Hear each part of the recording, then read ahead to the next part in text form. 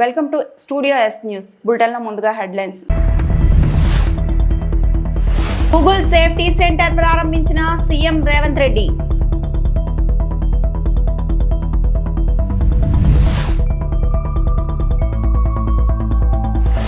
ఉపరాష్ట్రపతితో AP మంత్రి నారా లోకేష్ భేటీ.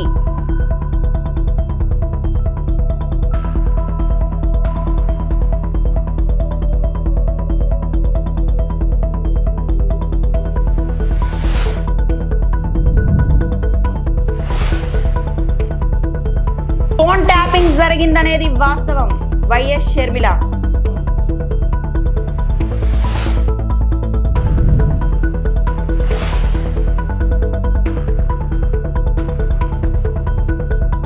Justin Trudeau ప్రధానిగా ఉన్న సమయంలో దెబ్బతిన్న సంబంధాలను తిరిగి పునరుద్ధరించే దిశలో భారత్ కెనడా అడుగులు వేస్తున్నాయి. G7 సదస్సుకు హాజరైన ప్రధాని మోడీ ట్రూడో స్థానంలో ప్రధానిగా ఎన్నికైన మార్క్ కార్నీతో ద్వైపాక్షిక చర్చలు జరిపారు. ఈ సందర్భంగా దౌత్యవేత్తల పునర్నియామకానికి భారత్ కెనడా అంగీకరించాయి. వీలైనంత త్వరగా ఈ మేరకు చర్చలు తీసుకోవాలని ఇరువురు నేతలు నిర్ణయించారు.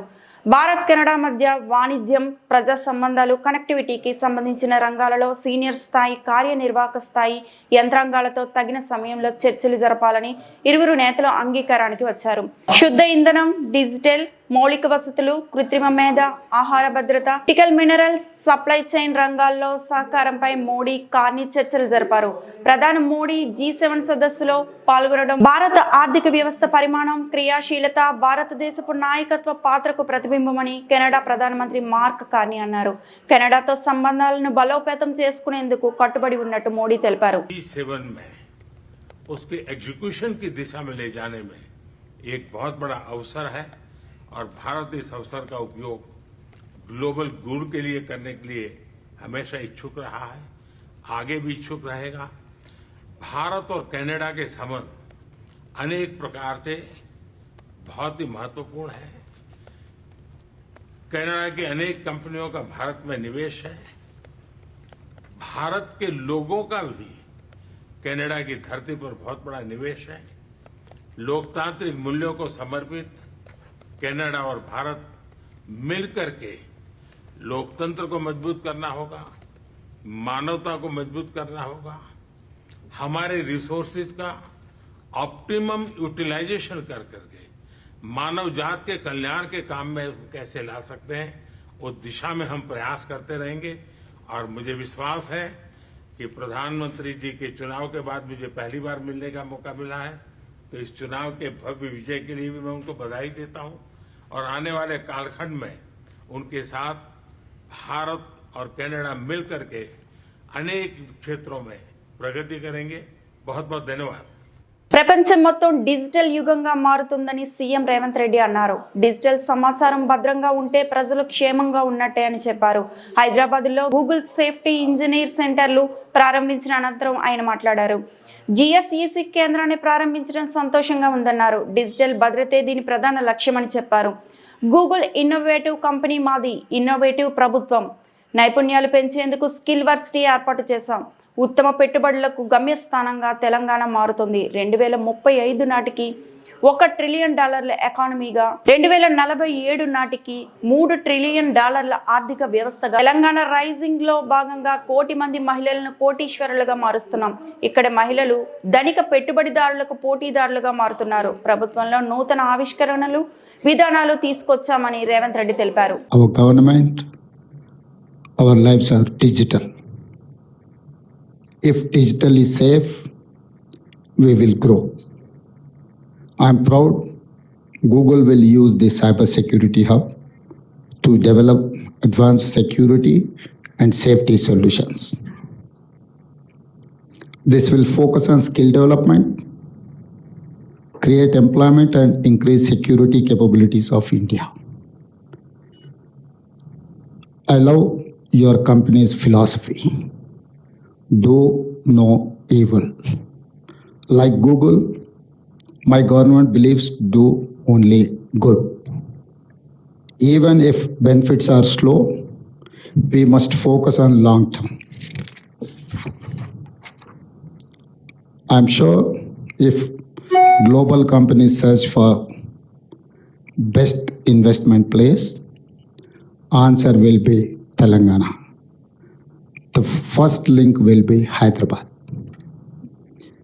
We call this Telangana Rising. We want to grow Telangana into $1 trillion economy by 2035.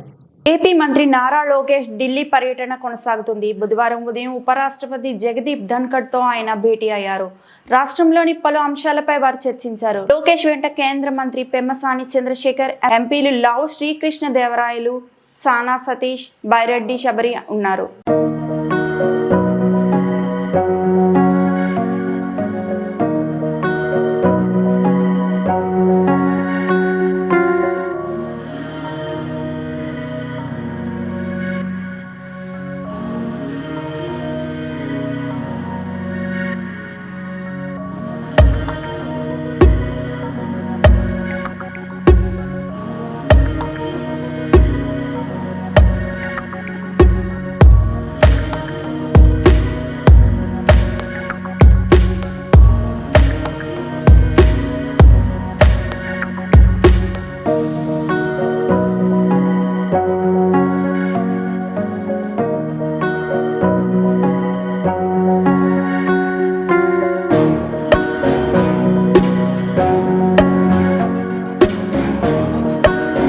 తెలంగాణలో ఫోన్ ట్యాపింగ్ జరిగిందనేది వాస్తవమని ఏపీ కాంగ్రెస్ అధ్యక్షురాలు షర్మిల అన్నారు. తన ఫోన్తో పాటు భర్త, దగ్గర వాళ్ళ ఫోన్లను ట్యాప్ చేశారని ఆరోపించారు. విశాఖపట్నం విమానాశ్రయం వద్ద మీడియాతో మాట్లాడుతూ ఆమె సంచలన వ్యాఖ్యలు చేశారు. తనను రాజకీయంగా, ఆర్థికంగా అణగదొక్కేందుకు ఫోన్ ట్యాప్ చేశారని ఆరోపించారు.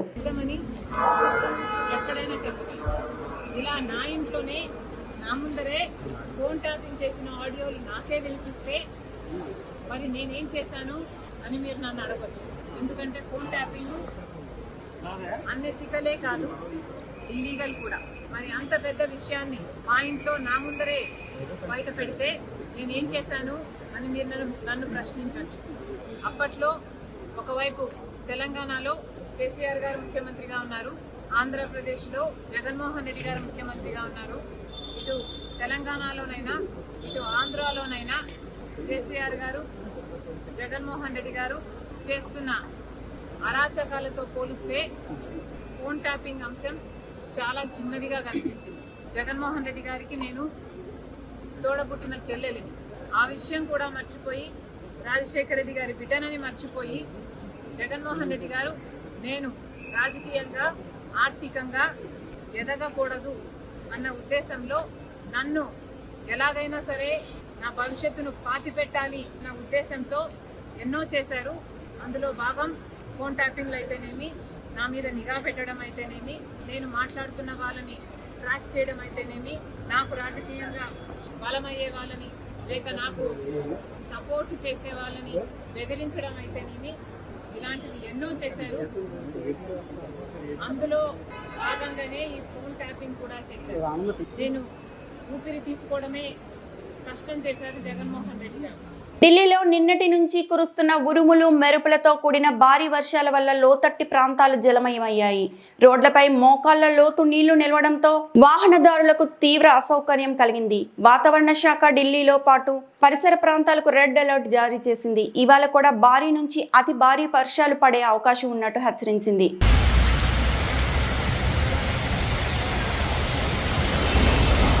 కర్నూలు జిల్లా ఆదోని మండలం పరిధిలో దొడ్డినగేరి గ్రామంలో ఎమ్మెల్యే డాక్టర్ పార్థసారథి వీధి తిరిగి గ్రామంలో ప్రజలతో సమస్యలు అడిగి తెలుసుకున్నారు. ఈ కార్యక్రమంలో ఆదోని మండలం తెలుగుదేశం సీనియర్ నాయకుడు రంగస్వామి, ఆదోని మండల నాయకులు బీజేపీ ఉషరాజు, హెచ్ రాజు, పెద్ద తుమ్మలం ఎస్ఐ మహేష్ కుమార్, దొడ్డే నగేరి గ్రామ కూటమి నాయకులు, ప్రజలు తదితరులు పాల్గొన్నారు.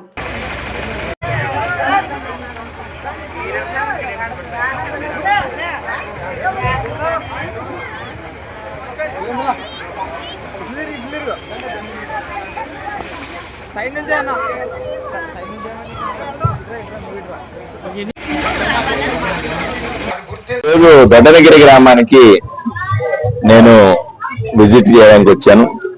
ఇక్కడ మా నాయకులు శివప్ప గారితో పాటుగా మిగతా నాయకులందరినీ, కూటమికి సంబంధించిన పెద్దలందరినీ కలిసి ఈ గ్రామంలో సంబంధించినటువంటి సమస్యలు తెలుసుకోవడానికి ప్రయత్నం చేశాను. ఇల్లు తిరిగాం, ప్రతి వీధిలో కూడా సమస్యలు తెలుసుకున్నాం.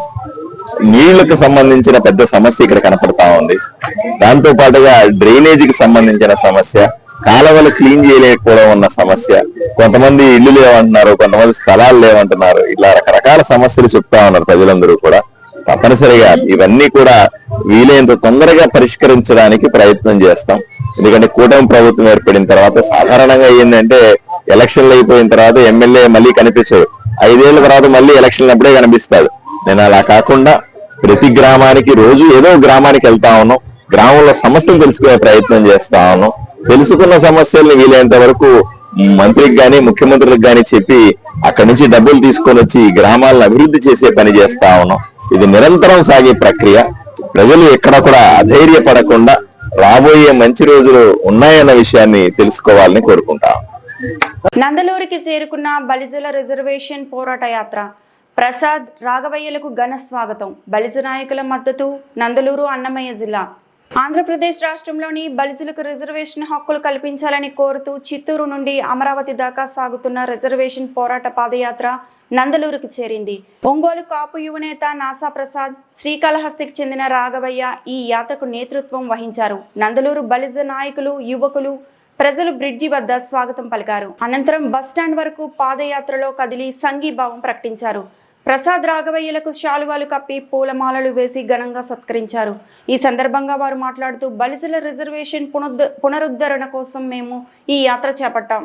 నూతనంగా ఏర్పడిన చంద్రబాబు నాయుడు నేతృత్వంలోని ప్రభుత్వం, పవన్ కళ్యాణ్ భాగస్వామ్యంతో బలిజల సమస్యలు పరిష్కారం అయ్యేలా చర్యలు తీసుకోవాలి అని అన్నారు. ఈ యాత్ర నెల్లూరు, వెంకటగిరి, రావూరు, చిట్వేలు, రాజంపేట, నందలూరు మీదుగా అమరావతికి చేరి ముఖ్యమంత్రి మరియు ఉప ముఖ్యమంత్రికి వినతి పత్రం అందజేయాలని ఆర్గనైజర్స్ తెలిపారు.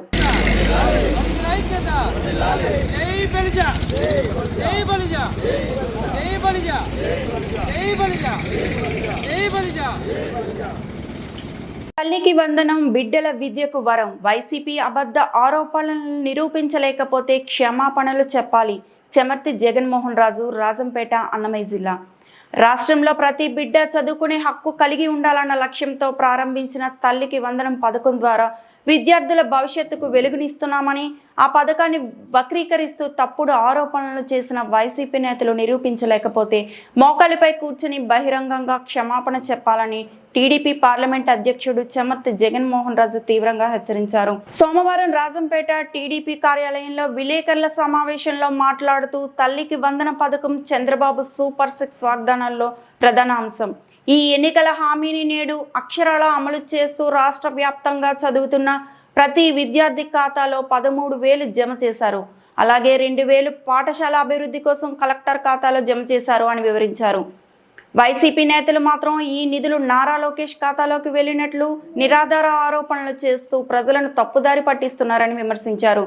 చూస్తే ప్రజలను అబద్ధాలతో మభ్యపెట్టే దిగజారుడు రాజకీయమే వైసీపీ ధోరణి. అటువంటి ఆరోపణలు చేస్తే ప్రజలే గుణపాఠం చెబుతారు, లేకపోతే తాము చట్టపరమైన చర్యలకు వెనకాడబోమని ఆయన స్పష్టం చేశారు. చంద్రబాబు, పవన్ కళ్యాణ్ నేతృత్వంలోని కూటమి ప్రభుత్వం ప్రజల సంక్షేమానికి కట్టుబడి ఉన్నదని, గత ప్రభుత్వాల మాదిరిగా ఒకరిని మాత్రమే చదివించే విధానం తమకెప్పుడూ లేదని చెప్పారు. ప్రతి కుటుంబంలో ప్రతి బిడ్డ చదవాలి, విద్య కోసం ఎవరు ఇబ్బంది పడకూడదు. అందుకే ఈ పథకం బిడ్డల భవిష్యత్తుకు ఒక వరం లాంటిదని తెలిపారు. నాయకులు ఏదో ఒకటి ప్రచారం చేయాలని కేవలం 13,000 రూపాయలు మాత్రమే ఇచ్చారు. 2,000 రూపాయలు లోకేష్ బాబు గారి అకౌంట్లోకి పోయారని తప్పుడు ప్రచారం చేశారు. గతంలో మీరు ఇచ్చింది 13,000, మెయింటెనెన్స్కు 2,000 రూపాయలు పెద్దలు చెప్పినట్లుగా కలెక్టర్ అకౌంట్కి వెళ్ళినాయి. అప్పుడు మా లోకేష్ బాబు గారు ఒక ఛాలెంజ్ చేశారు. మీకు టైం ఇస్తున్నాను, మీరు ఆధారాలతో సహా రుజువు చూపించండి అని ఛాలెంజ్ చేశారు. ఆ వీడియోలన్నీ కూడా నేను కూడా నా స్టేటస్తో సహా మా నాయకులందరూ కూడా విస్తృతంగా ప్రచారం చేశారు. మీకు టైం ఇచ్చాం, ఆ గడువు లోపల మీరు ఆధారాలతో సహా చూపించండి అని. ఆధారాలతో సహా మీరు ముందుకు వచ్చారా? కాబట్టి తప్పుడు ప్రచారాలు మానుకోండి. ఆధారాలు లేనటువంటి మీ పింక్ డైమండ్ లాంటి ప్రయోగాలు అనేటటువంటివి ప్రజల ముందు ఇంకా పనికిరావు. కాబట్టి ఏదైతే తప్పుడు ఆరోపణలు చేశారో మీరందరూ కూడా మోకరెళ్ళి లోకేష్ బాబు గారికి, తెలుగు ప్రజలందరికీ క్షమాపణ చెప్పాలని మేము డిమాండ్ చేస్తున్నాం. కర్నూలు జిల్లా ఆదోని పట్టణంలో మాజీ ఎమ్మెల్యే సాయి ప్రసాద్ రెడ్డి నివాసంలో విలేకరుల సమావేశంలో సాయి ప్రసాద్ రెడ్డి, ఎమ్మెల్సీ డాక్టర్ మధుసూదన్, జిల్లా ఉపాధ్యక్షుడు చంద్రకాంత్ రెడ్డి మాట్లాడుతూ కూటమి ప్రభుత్వం చేస్తున్న అరాచకాలు, అబద్ధపు హామీలతో ప్రజలను మోసం చేసి అధికారంలోకి వచ్చినటువంటి చంద్రబాబు హామీలు నెరవేర్చే విధంగా ప్రజల పక్షాన్ని నిలబడి ఒత్తిడి తెస్తామని, హామీలు నెరవేర్చే విధంగా పోరాటాలు చేస్తామని హామీ ఇవ్వడం జరిగింది.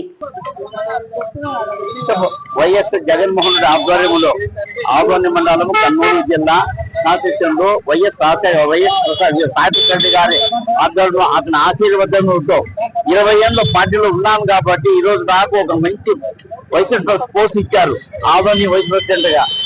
కాబట్టి ఇచ్చిన వాళ్ళకు పెద్దవాళ్లకు డాక్టర్ మధుసూదన్ రెడ్డి గారికి మరియు చంద్రకాంత్ రెడ్డి గారికి, ప్రెసిడెంట్ దేవ గారికి నాకు మనస్ఫూర్తి అభినందనలు, కార్యకర్తలకు నా యొక్క అభివాదనలు తెలుపుకుంటున్నాను. నాకు ఇచ్చేందుకు ఎంతో సంతోషంగా ఉన్నాను. ఈ చంద్రశేఖర్ గౌడ్, కాంచన్ నగర్, ఆదోని. దేశంతో ఈరోజు కమిటీలు వేయడం జరిగింది. ఈరోజు ఆదోని నియోజకవర్గం మున్సిపాలిటీ పరిధిలో సాయి ప్రసాద్ రెడ్డి గారు అంటే మాజీ ఎమ్మెల్యే గారు వారు కమిటీ వేసి కమిటీలో 24 మంది ఎస్సీ, ఎస్టీ, బీసీ మైనార్టీలకు ప్రాధాన్యత ఇచ్చి రేపు జరగబోయేటువంటి ఏ చిన్న ధర్నా అయినా కూడా మనందరం కూడా పోరాడి మళ్ళీ రాబోయే రోజుల్లో వైఎస్ జగన్మోహన్ రెడ్డి గారిని ముఖ్యమంత్రి చేసుకుంటూ అలాగే సాయి ప్రసాద్ రెడ్డిని మళ్ళీ ఎమ్మెల్యేగా చూడాల్సిన బాధ్యత మనందరి మీద ఉంది. ఈ రోజు వైఎస్ జగన్మోహన్ రెడ్డి గారు మళ్ళీ మాజీ ముఖ్యమంత్రి చెప్పడం జరుగుతూ ఉంది. గతంలో కార్యకర్తలని పెద్దగా ప్రాధాన్యత ఇవ్వలేదు. రేపు రాబోయే రోజుల్లో ఖచ్చితంగా వారందరికీ ప్రాధాన్యత ఇస్తూ రాబోయే రోజుల్లో కార్యకర్తలే బలోపేతం చేసుకుంటూ పార్టీని బలోపేతం చేసుకుంటూ ముందుకు రావాలని ఈ సందర్భంగా మన జగన్మోహన్ రెడ్డి గారు చెప్పడం జరుగుతా ఉంది. ఈ రోజు మన సాయన గారు కూడా అదే చెప్తా ఉన్నారు. కాబట్టి మీ చిన్న సమస్య వచ్చినా పార్టీని బలోపేతం చేస్తూ మన సమస్యలు మనమే పరిష్కరించాల్సిన దిశగా మనం పోరాడాలని కోరుకుంటున్నాను. ఈ అవకాశం ఇచ్చినందుకు మీ అందరికీ ధన్యవాదాలు. అదే కాకుండా నిన్ననే మన దానాపురం చూసాం, వీడియో కూడా మనకు వచ్చింది. ఇది అక్కడ ఒక ఎస్సీ సర్పంచ్, అక్కడ దానాపురంలో ఎస్సీ సర్పంచ్ కి పిలిచారు అంతే, రా రా అని పిలిస్తే ఆ ఎస్సీ సర్పంచ్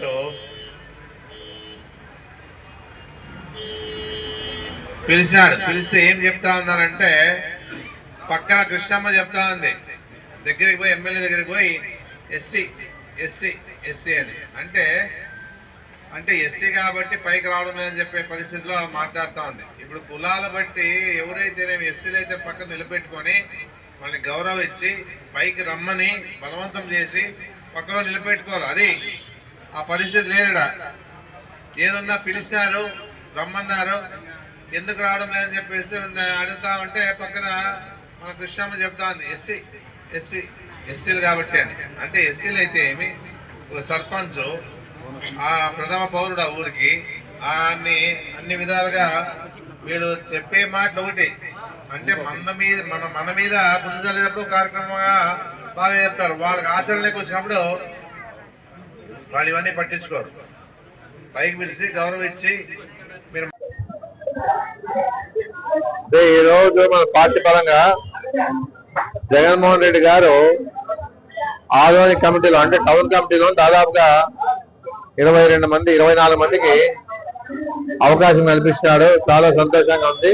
ఏదున్నా కూడా ఎవరైతే కమిటీలోన ఈరోజు మిమ్మల్ని పార్టీ పరంగా తీసుకున్నామో బాగా పనిచేయాలా, ఈసారి మీకు గుర్తింపు ఉంటుంది, ఏ సమస్య లేకుండా మీకు ఒక పదవి ఇచ్చాం కాబట్టి మీరు కూడా బాగా ఫీల్ అయిపోయి, అంటే మాకు పదవి ఇచ్చారు కాబట్టి బాగా కష్టపడాలని ఒక ఆలోచన వచ్చి మీరు మీ వాళ్ళలో ఎక్కడెక్కడైతే ఏ వాళ్ళలో ఉన్నారో వాళ్ళందరినీ కూడా మన పార్టీ పరంగా ఎవరైతే ఉన్నారో మీరు గుర్తించి వాళ్ళకి మన పార్టీ పరంగా చేసే కార్యక్రమాలకి పిలుచుకొని వచ్చే విధంగా ఉండాలి. ఎందుకంటే చాలా మంది ఇంకా మాకు రాలేదని చెప్పేసి అనుకుంటా జరుగుతా ఉంది. ఎవరైనా పార్టీ పరంగా మాకు పదవులు రాలేదని బాధపడే అవసరం లే. ఇంకా జిల్లా లెవెల్లో కానీ, టౌన్ లెవెల్లో కానీ, స్టేట్ లెవెల్లో కానీ ఇంకా అవకాశాలు ఉన్నాయి.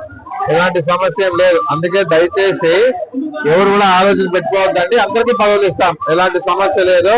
ఏదున్నా కూడా పార్టీని బలోపేతం చేస్తాం. జగన్మోహన్ రెడ్డి గారిని ముఖ్యమంత్రి చేసేదానికే మనమంతా పని చేయాలని చెప్పేసి నేను కోరుతాను. నమస్కారం. ఇవి ఇప్పటి వరకు ఉన్న బులెటిన్ అప్డేట్స్.